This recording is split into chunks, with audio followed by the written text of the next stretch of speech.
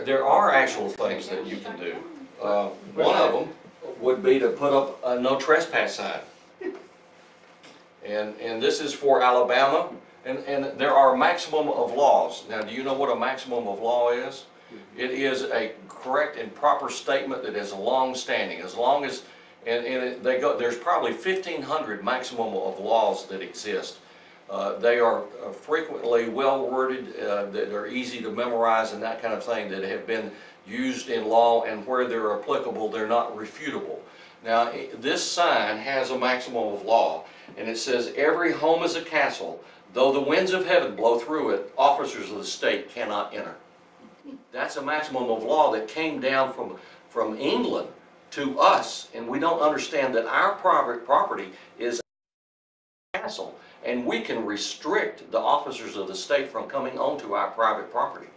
But because we allow it to be defined as personal or real, we don't understand the significance of that, and then their code applies to our property.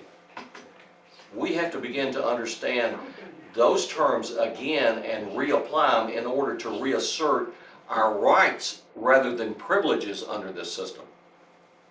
Let me say one thing. If you do put this up, of course you want to follow the state statutes of how it should be put up. Now in Alabama, I don't know of any requirement that you have to put it up on the four corners of your property and then every so many feet. In Tennessee, I think that's true.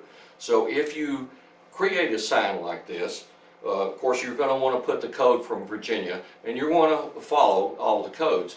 And what we say or advise people that are thinking about this is to take a newspaper and hold it up beside the sign and take a photograph of that. That gives documentation as to when the sign was actually posted.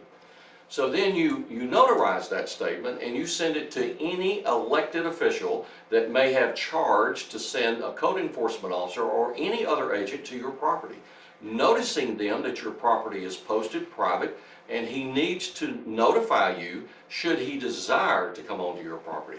Now the reason for that is that the code enforcement officers in Florida have torn the sign down. There was no documentation, and it was the owner's word against the code enforcement that it was ever there. So this gives you further standing in court should someone come to your property and you can claim that there was criminal trespass, whereas otherwise you couldn't.